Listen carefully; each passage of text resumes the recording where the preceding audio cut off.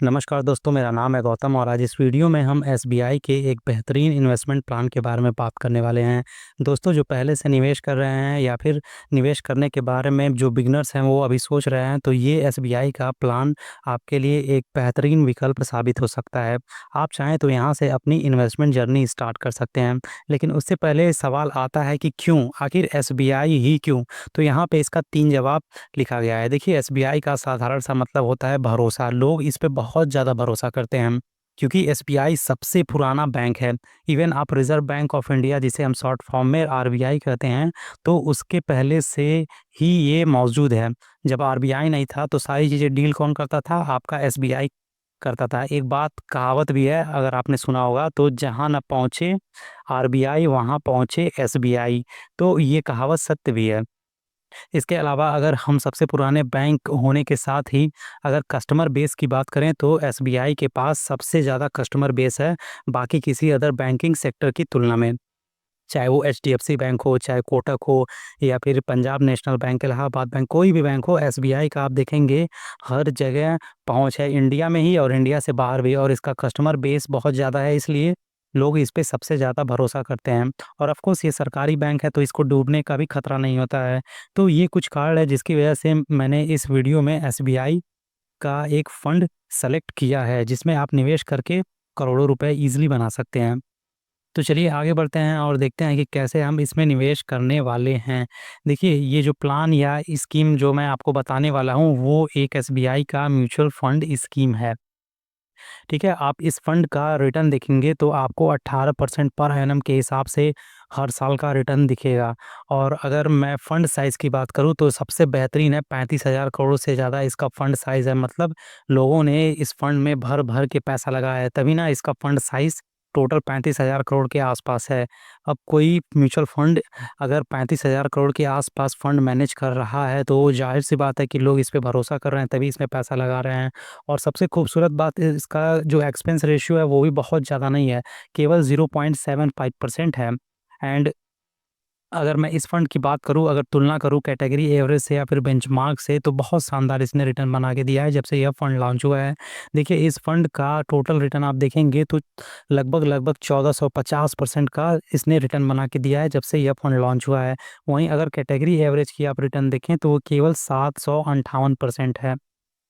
तो ये फंड इसलिए बेहतर बन जाता है कि हर मामले में ये इन्वेस्टर के जो टर्म्स एंड कंडीशन है उस पे खरा उतरता है। तो चलिए जानते हैं कि आखिर वो कौन-सा फंड है और हम इसमें कैसे निवेश करके कई करोड़ रुपए बना सकते हैं। तो इसके लिए मैं यहाँ पे इसके रिटर्न पहले आपको दिखा देता हूँ। अगर 3 ईयर का आप रिटर्न देखोगे, 1 मिनट, स्लाइड चेंज हो गया था। अरे यार! हाँ, यही है, ठीक है। तो अगर मैं 3 साल का रिटर्न यहाँ पे देखता हूँ, ये हो क्या रहा है? ठीक है, 3 साल का अगर आप यहाँ पे रिटर्न देखते हैं तो एसबीआई स्मॉल कैप ने 20% का रिटर्न बना के दिया है, जबकि कैटेगरी एवरेज ने 24.42% का रिटर्न बना के दिया है। वहीं 5 साल का भी अगर आप डेटा देखें तो इस फंड ने 29% के आसपास रिटर्न बना के दिया है और जो कैटेगरी एवरेज है 33.86% का रिटर्न बना के दिया है। तो अगर कोई निवेशक केवल 3 साल या फिर इसके अलावा 5 साल का रिटर्न देके ये सोच ले कि ये फंड खराब है क्योंकि इसने कैटेगरी की तुलना में रिटर्न कम दिया है, तो ये उसकी सबसे बड़ी भूल होगी। देखिए, केवल हम 3 साल या 5 साल का डेटा देख के हम नहीं कह सकते कि कोई फंड कैसा है, कैसा नहीं है। हो सकता है कुछ बहुत सारे कारण होते हैं, इंटरनल एंड एक्सटर्नल कारण, जिसकी वजह से रिटर्न थोड़ा-सा डाउन आता है। हालाँकि ये रिटर्न अगर मैं अपने आप में बात करूँ तो काफ़ी शानदार है।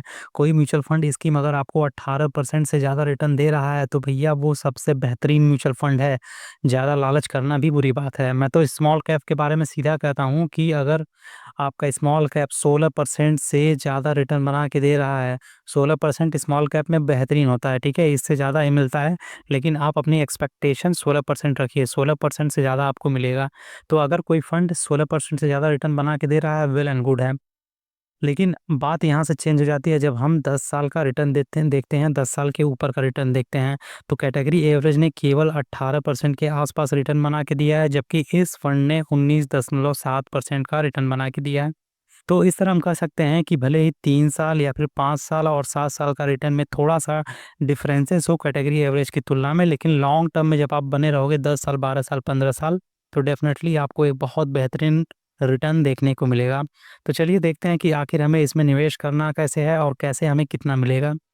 तो इस फंड में आपको ज़्यादा नहीं, 5000 रुपीज़ पर मंथ डालना है। देखिए, अगर आपकी पॉकेट मनी इससे कम अलाउ करती है तो आप इससे कम भी जमा कर सकते हैं। आप अपनी सुविधा के अनुसार देख लीजिएगा। यहाँ पे मैं एग्ज़ाम्पल लेके चल रहा हूँ 5000 रुपीज़।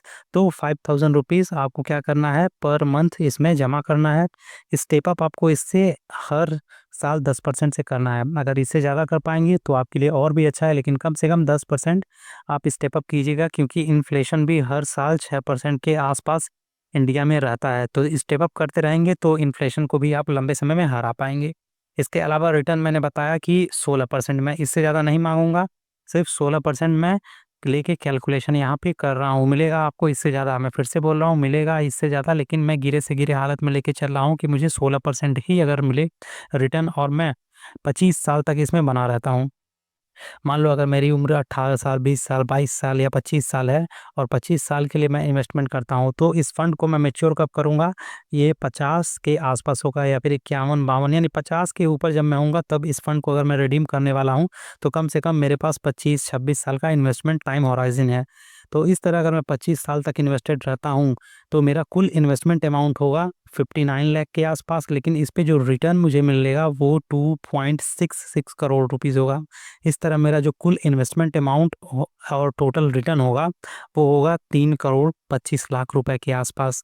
तो अगर आपके बैंक अकाउंट में 3 करोड़ 50 लाख रुपए आज से 25 साल बाद आ जाए केवल 5,000 रुपए पर मंथ की एक सिस्टमैटिक इन्वेस्टमेंट प्लान के थ्रू, तो इससे बड़ी और अच्छी बात क्या हो सकती है। देखिए, ये मैंने जो डेटा यहाँ पे आपको बताया है, ये केवल एग्ज़ाम्पल के लिए बताया है। मुझे नहीं पता कि आपका जो मंथली सेविंग है वो कितना है। आप अपने हिसाब से कैलकुलेट कर सकते हैं, ठीक है? आपको सिंपली गूगल पे जाना है, वहाँ पे टाइप करना है स्टेप अप एसआईपी कैलकुलेटर, आपको बहुत सारे अच्छे कैलकुलेटर मिल जाएँगे, वहाँ पे आप जाके चेक कर सकते हैं। ये चीज़ें मैंने केवल समझाने के लिए आपको बताई है कि इस तरह आप इन्वेस्टमेंट करते हैं, तो डेफ़िनेटली आप करोड़ों रुपए बना सकते हैं। तो आई होप आपको समझ में आ गया होगा कि एसबीआई स्मॉल कैप फंड कैसा है। रिस्क की बात करें तो देखिए, स्मॉल कैप फंड में रिस्क होता है, ये बात सही है। लेकिन आप जब अपना टाइम पीरियड बढ़ाते हो 10 साल, 15 साल, 20 साल, 25 साल, 30 साल, तो वो रिस्क कम होते जाता है। लंबे समय में देखा गया है कि जितने भी स्मॉल कैप फंड हैं, गिरे से गिरे हालत में भी आपको 12-13% का रिटर्न बना के दे देते हैं। ठीक है? ये खराब से खराब मैं बता रहा हूँ, 12 से 13%। तो अगर उतना भी मिलता है तो आपका ये जो 3 करोड़ 25 लाख है, वो ईज़िली आपका 2 करोड़ के आस-पास होगा ही होगा। तो आई होप ये वीडियो आपको पसंद आया होगा। अगर पसंद आया है तो इसे लाइक कीजिएगा, शेयर कीजिएगा और सब्सक्राइब कीजिएगा। एंड जाते-जाते बस इतना ही बताना चाहेंगे कि इस वीडियो में जो कुछ भी बताया गया है केवल और केवल शिक्षा और जागरूकता के लिए बताया गया है। There is no any financial recommendation और सजेशन टू बाय और sell any kind of financial product. See, in every investment strategy, planning or scheme, there is a risk associated. Even either it is 0.00%, but risk is always associated with every kind of investment scheme. So, what you can do your own work, do your own math and research, and then invest at on your own risk. तो खुद के risk पे यहाँ पे आपको investment करना है, ठीक है? ऐसा नहीं कि मैंने बता दिया तो आँख बंद करके भरोसा कर लेना है, ठीक है? तो आई होप अभी सारी चीज़ें क्लियर हो गई होगी। मिलते हैं नेक्स्ट वीडियो में, तब तक के लिए जय हिंद, जय भारत।